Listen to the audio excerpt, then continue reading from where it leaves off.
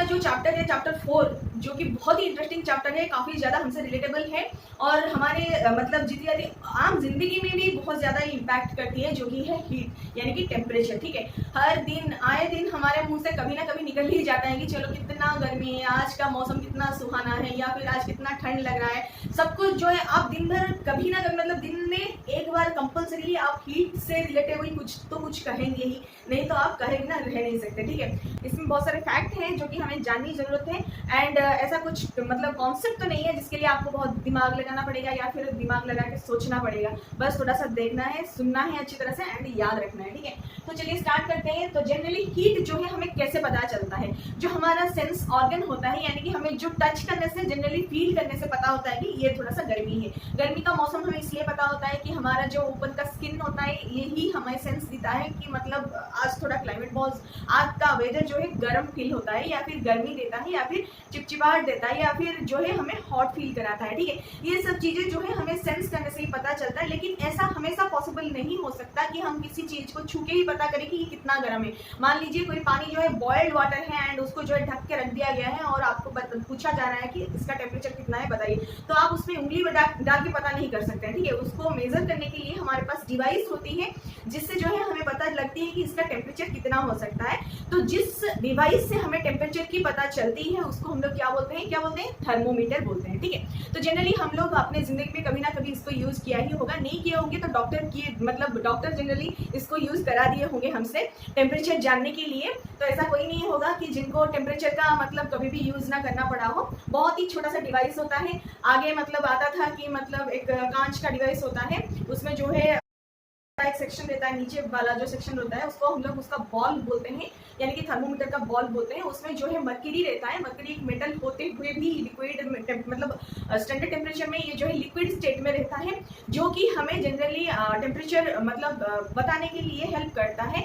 और उसमें एक टिंक रहता है जो कि हेल्प करता है मर्क्यूरी को मतलब तुरंत नहीं खिसकने के लिए, मतलब एक जगह पे मतलब अड़े रहने के लिए हेल्प करता है, ताकि हम लोग जो है अच्छे से अपना रीडिंग ले सके, अपना टेम्परेचर का रीडिंग ले सके। ठीक है, ये ज्यादातर क्लिनिकल मतलब थर्मोमीटर में ही प्रोवाइडेड रहता है। थर्मोमीटर दो टाइप का होता है, एक होता है क्लिनिकल, दूसरा होता है हमारा लेबोरेटरी वाला थर्मोमीटर। ठीक है, तो ये जो थर्मोमीटर में से जनरली हम लोग क्लिनिकल ही यूज करते हैं, हमारे घर में यूज करते हैं या फिर डॉक्टर लोग जो यूज करते हैं हमारे लिए मतलब ह्यूमन बॉडी का टेम्परेचर नापने के लिए, वो क्लिनिकल थर्मोमीटर रहता है। और जो लेबोरेटरी में यूज होता है ये ज्यादातर लेबोरेटरी थर्मोमीटर होता है या फिर लैब थर्मोमीटर उसको हम लोग बोलते हैं। तो ये जो थर्मोमीटर होता है उसका रेंज अलग अलग रहता है। हम लोग जो क्लिनिकल थर्मोमीटर यूज करते हैं उसका रेंज जनरली 35 डिग्री सेंटीग्रेड से लेकर 42 डिग्री सेंटीग्रेड तक ही रहता है।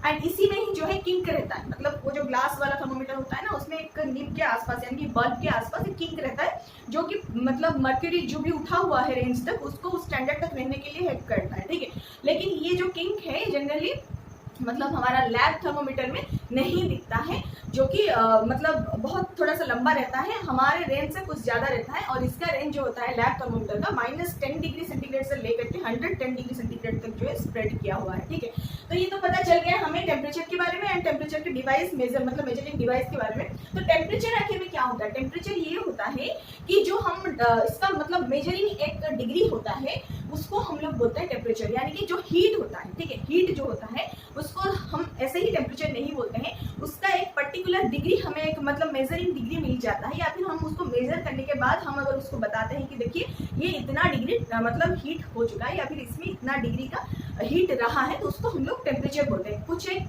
पर्टिकुलर उसको एक वैल्यू देने के बाद हमें पता चलता है जो चीज, उसको हम लोग टेम्परेचर बोलते हैं। नहीं तो ऐसे ही हम लोग अगर बोलेंगे जैसे कि आज का मौसम बहुत गर्मी है, मतलब मौसम में बहुत ज्यादा गर्मी फील हो रहा है, तो उसको हम लोग ऐसे ही मतलब आम भाषा में बोल देते हैं। लेकिन अगर पर्टिकुलरली बोलेंगे या फिर हम थोड़ा सा डेटा बेस करके बोलेंगे, डेटा देके बोलेंगे, तो उसको हम लोग क्या बोलेंगे? टेम्परेचर बोलेंगे। जैसे कि हम लोगों को टेम्परेचर दिया जाता है रोज जो है न्यूज में प्रोवाइड किया जाता है, या फिर आप वेदर रिपोर्ट में देखे होंगे आज का मैक्सिमम टेम्परेचर इतना था, मिनिमम टेम्परेचर इतना था, इस जगह में हाईएस्ट टेम्परेचर इतना मिला है, या फिर इस जगह पे हमें लोएस्ट टेम्परेचर देखने को मिला है। तो जब हम उसको कुछ मेजर कर लेते हैं, कुछ एक मानक वैल्यू दे देते हैं, तो तब ये टेम्परेचर कहा जाता है। लेकिन जब तक हम लोग इसको ऐसे ही आम भाषा में बोलते हैं तो ऐसे ही हीट बोल देते हैं या फिर गर्मी बोल देते हैं। ठीक है, तो यहाँ तक ठीक है। फिर हम चलते हैं हमारे ह्यूमन बॉडी के ऊपर, थोड़ा सा देखते हैं कि आम तौर पे हमारा टेम्परेचर बॉडी का 37 डिग्री सेल्सियस रहता है, या फिर फ़ारेनहाइट स्केल में देखेंगे तो 98.6 डिग्री फ़ारेनहाइट रहता है, कोई कोई 98.4 डिग्री भी बोलते हैं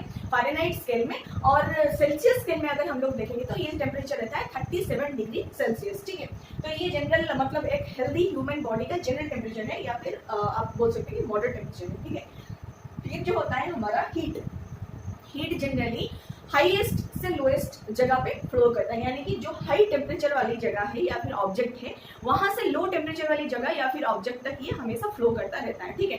तो हाई टेम्परेचर से लो टेम्परेचर को जाने के लिए उसको 3 प्रोसेस कैरी करना पड़ता है। एक होता है कंडक्शन, दूसरा होता है कन्वेक्शन, तीसरा होता है रेडिएशन। ये 3 प्रोसेस से ही हमारा हीट जो है हाईएस्ट टेम्परेचर वाली जगह से या फिर हायर टेम्परेचर वाली जगह से या फिर ऑब्जेक्ट से लोअर टेम्परेचर वाली ऑब्जेक्ट तक जाता है, ठीक है। तो ये तीनों प्रोसेस क्या है एक एक करके देख लेते हैं। तो कंडक्शन जो होता है, कंडक्शन प्रोसेस होने के लिए एक मीडियम चाहिए होता है जिसके थ्रू से होते हुए हीट जो है एक ऑब्जेक्ट से दूसरे ऑब्जेक्ट तक जाता है। जिस मीडियम के थ्रू से ये एक ऑब्जेक्ट से दूसरे ऑब्जेक्ट तक जाता है उसको हम लोग मीडियम बोलते हैं, या फिर हम लोग उसको कंडक्टर भी बोल सकते हैं, क्योंकि कंडक्ट होता है ना उसी मीडियम के थ्रू से ही जाता है ना, तो इसको हम लोग क्या बोलते हैं, कंडक्टर बोलते हैं।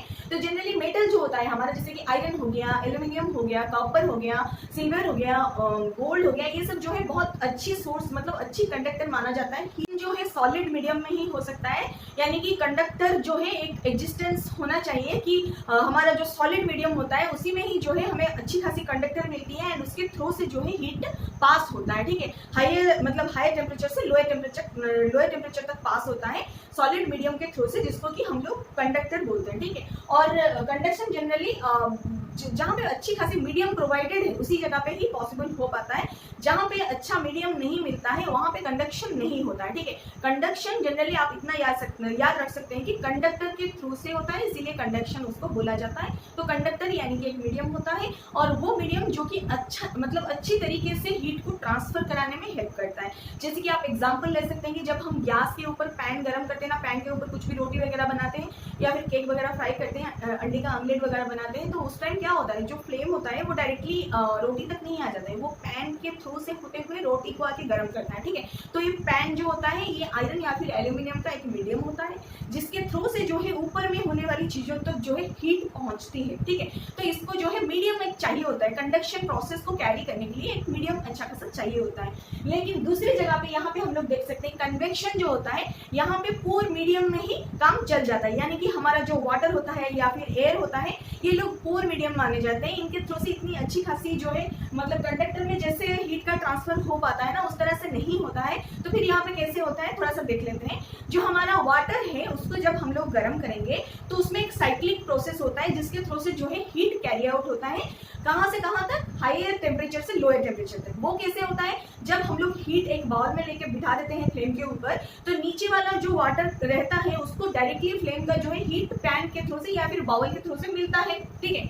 तो जो मिलता है वो नीचे वाला वाटर जो है डायरेक्टली कांटेक्ट में आता है, किसके कांटेक्ट में, हीट के कांटेक्ट में, ठीक है। तो जब उसको डायरेक्टली टेम्परेचर मिलने लगता है तो नीचे वाला जो वाटर है वो गर्म होने लगता है, ठीक है। जब वो गर्म हो जाता है तो ऐसा नहीं होता है जैसे कि मतलब हमारा कंडक्शन होता था उस टाइम नहीं होता है कि हीट मतलब जो जिस वाटर मतलब नीचे वाला वाटर जो गर्म हो गया उसी से ही डायरेक्ट ऊपर वाले वाटर को जो है गर्मी मिल जाएगा, ऐसा नहीं होता है। ये जो गर्म हो चुका है वाटर वो हल्का होता है, ठीक है। वो जब हल्का होता है वो क्या होता है, ऊपर उठने लगता है, ठीक है। जब ये ऊपर उठने लगता है तो यहाँ पे खाली स्थान होता है या फिर एम्प्टी स्पेस होता है, तो उस एम्प्टी स्पेस को भरने के लिए ऊपर में जो होने वाली ठंडी पानी होता है ना, ये जो गर्म हो गया फ्लेम से डायरेक्ट कांटेक्ट में आने वाले वाटर जो है गर्म हो गया, तो वो हल्का होकर ऊपर उठने लगा, तो उसको जो है भरने के लिए, खाली स्थान को भरने के लिए ऊपर वाला वाटर जो है नीचे आने लगता है, ठीक है। उस तरह से जो है एक साइक्लिक प्रोसेस चलता है एंड कंटिन्यूअसली ऐसे होते होते पानी जो है गर्म होता है। उसी तरह एयर भी उसी प्रोसेस से ही गर्म होता है। जैसे कि आप लोग सुने होंगे कि जैसे सी ब्रीज, लैंड ब्रीज, ये सब वर्ड कहीं ना कहीं आप सुने होंगे जब आप वेदर का कुछ न्यूज सुनते हो या फिर आप कुछ मतलब ऐसे कोस्टल एरिया में घूमने जाते हो, तो आप ये वर्ड जो है कहीं ना कहीं सुने होंगे। तो ये जनरली इसलिए होता है, एयर का जो हमारा सर्कुलेशन होता है हीट के टेम्परेचर के वेरिएशन की वजह से, उसी से ही ये हमें पता चलता है। वो कैसे होता है, जैसे देखिए कि वाटर जो होता है गर्म होने के लिए थोड़ा ज्यादा टाइम लेता है एंड ठंडा होने के लिए भी थोड़ा ज्यादा टाइम लेता है, जबकि ये जो हमारा सॉलिड मीडियम होता है ना वो गर्म होने के लिए जल्द गर्म हो जाता है एंड ठंड होने के लिए भी बहुत कम टाइम लेता है, ठीक है। तो दिन में क्या होता होता है, दिन में जब सन रेज डायरेक्टली आता है तो हमारा जो मतलब कोस्टल एरिया में जो नियर बाय टाउन रहता है, नियर बाय सिटी जो भी रहता है, वहाँ पे काफ़ी ज़्यादा हीट जो है बढ़ने लगता है, क्योंकि वहाँ पे कंक्रीट का सब घर बना हुआ रहता है, सॉलिड मीडियम रहता है, तो या फिर लैंड सरफेस भी है तो भी मान लीजिए जो भी है लैंड भी है तो भी ये सॉलिड मीडियम ही होता है।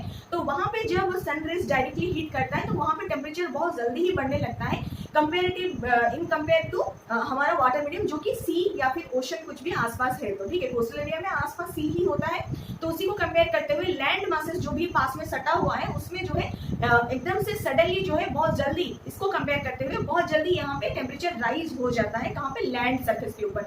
तो जो लैंड सरफेस के ऊपर टेम्परेचर सडनली राइज हो गया, तब तक ये पानी वाला एरिया जो है गर्म नहीं हुआ है, लेकिन ये लैंड वाला एरिया गर्म हो चुका है। तो ये लैंड वाला एरिया जो गर्म हो चुका है इसका हीट जो है धीरे धीरे ऊपर मतलब रेडिएट हो रहा है, जो मतलब छोड़ रहा है लैंड सरफेस से हीट जो है ऊपर छूट रहा है। ठीक है, ऊपर छूट रहा है तो वो हीट क्या करेगा? फिर ऊपर जो होने वाली जो एयर है, लैंड के ऊपर फिर एयर है, तो वो जो एयर है लैंड सरफेस के ऊपर वाली एयर जो है वो भी गर्म होने लगता है। किसकी वजह से? लैंड से छूटने वाली गर्मी की वजह से। ठीक है, जब ये लैंड सरफेस के ऊपर होने वाली एयर जब गर्म हो जाता है ये एकदम से हल्का होकर और भी ऊपर उठने लगता है। ठीक है, जब और भी ऊपर उठने लगता है तो यहाँ पे जो है खाली स्पेस क्रिएट हो गया। कहाँ पे? लैंड सरफेस के ऊपर वाली एरिया में, जहाँ पे एयर गर्म होकर ऊपर चला गया है। तो यहाँ पे जब खाली जगह हो गया तो यहाँ पे कौन भरने के लिए आएगा? जो मतलब अभी भी गर्म नहीं हुआ है। तो कौन सा एयर? जो कि हमारे वाटर सरफेस के ऊपर है, यानी कि जो हमारे समंदर के ऊपर जो एयर है अभी भी वो गर्म नहीं हुआ है, क्योंकि पानी अभी तक गर्म नहीं हो पाया। ठीक है, तो पानी गर्म होगा तभी जाके एयर गर्म हो गया, तभी जाके ये जो है ऊपर उठेगा। तो अब तक ये गर्म नहीं हुआ है, तो ये जो खाली स्थान यहाँ पे क्रिएट हुआ है ना लैंड सरफेस के ऊपर, इसको भरने के लिए जो है समंदर के ऊपर वाली एयर जो है फ्लो करके स्पीडली आता है। ठीक है, जो स्पीडली यहाँ पे रश करके आता है खालिस्तान को भरने के लिए, इसको हम लोग सी ब्रीज बोलते हैं, क्योंकि ये सी की तरफ से आता है एंड ठंडी ठंडी एहसास हमें दिलाता है, तो इसको हम लोग क्या बोलते हैं? सी ब्रीज बोलते हैं। एग्जैक्टली इसका ऑपोजिट वाला वर्सन जो है रात को देखने को मिलता है, क्योंकि दिन भर का रेस सन रेस लेते हुए पानी जो है धीरे धीरे धीरे धीरे करके गर्म होने लगता है। यहाँ पे क्या हो रहा है? शाम तो हो चुका है लेकिन पानी जो है गर्म ही है, क्योंकि लेड में गर्म हुआ है, वो लेड में छोड़ेगा फिर हीट। ठीक है, यहाँ पे क्या होता है? लैंड सरफेस के ऊपर ये गर्म हो चुका है, अब शाम हो गया तो तुरंत ठंडा भी हो गया, तो ठंडा हो गया तो क्या हुआ? एयर भी डेंस हो चुका है। ठीक है, लेकिन यहाँ पे पानी वाला एरिया का जो है हीट का प्रोसेस अभी तक चालू था, ये ठंडा अभी हो नहीं पाया, इसको ठंडा होने के लिए और भी टाइम चाहिए। तो इसका जो हीट है अभी ये छूट रहा है, धीरे धीरे करके छूट रहा है। कहाँ? ऊपर तक छूट रहा है। तो इसके ऊपर वाले जो मतलब एयर होते हैं वो गर्म होने लगेगा, फिर वो ऊपर उठेगा, फिर वो ऊपर उठ गया हल्का होके, तो फिर कहाँ से एयर जाएगा? ये लैंड सरफेस वाला एयर जो है ये अभी डेंस है, क्योंकि कूल हो चुका है, क्योंकि लैंड सरफेस कूल हो चुका है,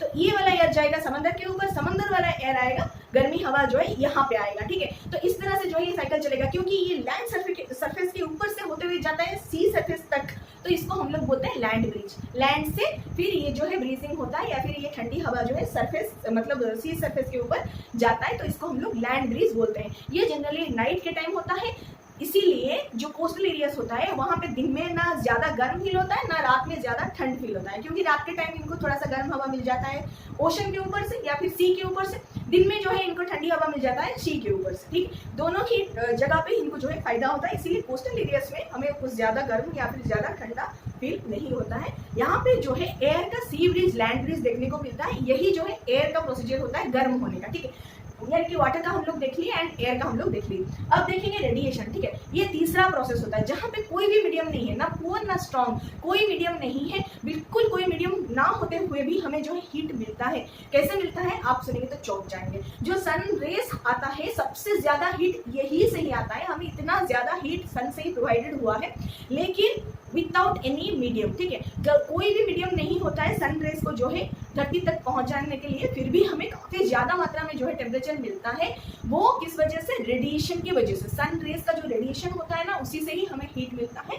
वो जो है तीसरा प्रोसेस है, विदाउट एनी मीडियम अगर हमें हीट मिलता है तो उसको हम लोग रेडिएशन बोलते हैं। ये भी ज्यादा टेम्परेचर वाली जगह से कम टेम्परेचर वाली जगह को हीट प्रोवाइड करने का तीसरा प्रोसीजर है। ठीक है, तो इस तरह से जो है 3 प्रोसीजर रहता है हीट ट्रांसफर करने के लिए। कंडक्टर क्या है हम लोग जान चुके हैं। अब इंसुलेटर क्या होता है? इंसुलेटर ये होता है जो कि बिल्कुल हीट को पास होने नहीं देता है, यानी कि जब हम लोग पैन में कुछ फ्राई कर रहे होते हैं तो पैन का हैंडल अगर उसी मेटल का होता है तो उसको हम लोग डायरेक्टली नहीं छूते हैं, क्योंकि ये हीटेड है। अभी हीटेड है तो गर्म है, तो फिर छूने से हाथ जलने की चांसेस है। तो उसको हम लोग क्या करते हैं, कोई एक हैंडल से पकड़ते हैं, मतलब या फिर वुड का एक हैंडल हो सकता है, उसमें लगा देते हैं। तो वुड जो है इंसुलेटर का काम करता है, मतलब यहाँ पे हीट को जो ही पास होने नहीं देता है अपने थ्रू से, ठीक है। वुड इंसुलेटर हो सकता है, या फिर आप उसको कोई कपड़ा से पकड़ते हैं या फिर कागज से पकड़ते हैं, तो उसको क्या होता है, मतलब हीट हमें नहीं लगता है। क्यों नहीं लगता है? क्योंकि ये जो दूसरा चीज हम लोग वुड या फिर कोई पेपर या फिर क्लोथ जो भी यूज करें, ये जनरली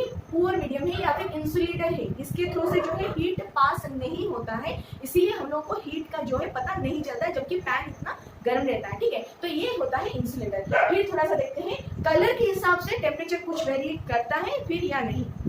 बिल्कुल करता है, क्योंकि जब हम लोग ठंड के मौसम में रहते हैं, ठंड का मौसम जब आता है तो हम लोग डार्क कलर का कपड़ा पहनते हैं, लेकिन जब गर्मी का मौसम आता है ज्यादातर लोग जो है पसंद करते हैं व्हाइट कलर का क्लोथ्स यूज करने के लिए। क्यों? व्हाइट कलर जो होता है, चाहे आप व्हाइट कलर का बर्तन भी क्यों ना लें, या एल्यूमिनियम का हो गया, सिल्वर का हो गया, कोई भी मतलब बर्तन भी जब व्हाइट कलर का रहता है तो वो ज्यादा गर्मी मतलब ज्यादा एब्जॉर्ब नहीं करता है इन कंपेरेबल टू जो हमारा डार्क कलर का बर्तन रहता है, ठीक है। उस हिसाब से डार्क कलर वाला कपड़ा जो भी रहता है वो भी बहुत ज्यादा हीट एब्जॉर्ब करता है इन कंपेयर टू हमारा जो कि लाइट कलर वाला कपड़ा रहता है। लाइट कलर वाला कपड़ा जनरली बहुत ज्यादा कलर एब्जॉर्ब नहीं करता है, बल्कि ये रिफ्लेक्ट करता है, ठीक है, वापस छोड़ देता है। इसीलिए गर्मी में जो है हम लोग ज्यादातर लाइट कलर का कपड़ा पहनते हैं, हल्का फुल्का कपड़ा पहनते हैं, लाइट इन कलर होता है, लाइट इन टेक्सचर होता है, सब कुछ जो है हम लाइट वाला पहनते हैं, ठीक है। और वुलन क्लोथ जो होता है हम लोग विंटर में पहनते हैं, और जनरली कॉटन का जो क्लोथ्स होता है यानी कि प्लांट फाइबर से बना हुआ जो भी क्लोथ्स होता है वो जनरली हम लोग समर में पहनते हैं। उसका क्या रीजन होता है? उसका भी ये रीजन होता है कि जो विंटर क्लोथ्स होता है वो उसका टेक्सचर काफी ज्यादा फ्लफी एंड लफी रहता है, जिसमें जो है एयर गैप्स बहुत रहता है, वो मतलब एयर सोक करके रखा हुआ रहता है अपने अंदर, जिसके थ्रू से जो है हीट जनरली पास नहीं हो पाता है।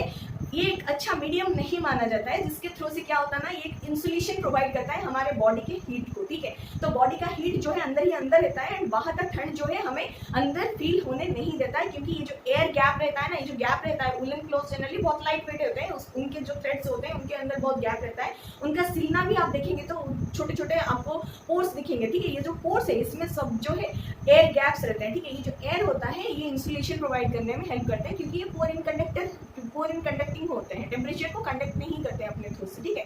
तो ये तो होता है तरीका, इसीलिए हम लोग वुलन क्लोथ्स को विंटर में पहनते हैं। लेकिन कॉटन का क्या काम होता है? कॉटन जो होता है ये एक अच्छा खासा कंडक्टर माना जाता है, प्लांट फाइबर होता है, जिसमें जो है एयर गैप नहीं मतलब एयर कंटेन नहीं करता है, क्योंकि इसमें जो है थ्रेड जो है बहुत पतला भी रहता है, एंड ये बहुत अच्छी तरह से जो है हीट को मतलब बाहर अंदर बाहर कर सकता है, एंड ये अच्छी तरह से जो पास करता रहता है टेम्परेचर को, ठीक है। इसीलिए हम लोग जो है मतलब इसमें काफी मतलब हीट एब्जॉर्प्शन नहीं होता है। जब कॉटन का क्लोथ्स हम लोग पहनते हैं तो उसमें हीट एब्जॉर्प्शन नहीं रहता है, उसमें जो पोर्स होते हैं बहुत टाइनी पोर्स होते हैं, आंखों को नहीं दिखते हैं, एंड ये हीट को बहुत अच्छी तरह से पास कर सकता है। इसीलिए हमारा जो स्वेट होता है ना वो उसमें जो है एब्जॉर्ब होता है, एंड फिर इवापोरेट भी हो जाता है, बाहर का गर्मी जब लगता है ना फिर इवापोरेट भी होने लगता है, जिसके थ्रू से हमें जो है ठंडक फील होता है, ठीक है। इवापोरेशन की वजह से ही हमें जो है ठंडक फील होता है, एंड यही जो है प्रोसेस कैरी आउट होता रहता है। इसीलिए हम प्लांट फाइबर का जो भी मटेरियल आता है, कॉटन जैसे मटेरियल से बने हुए कपड़े हम लोग समर में पहनते हैं, ठीक है। तो ये सारी साइंटिफिक फेनोमेनन जो है हम लोग आम जिंदगी में यूज तो करते हैं,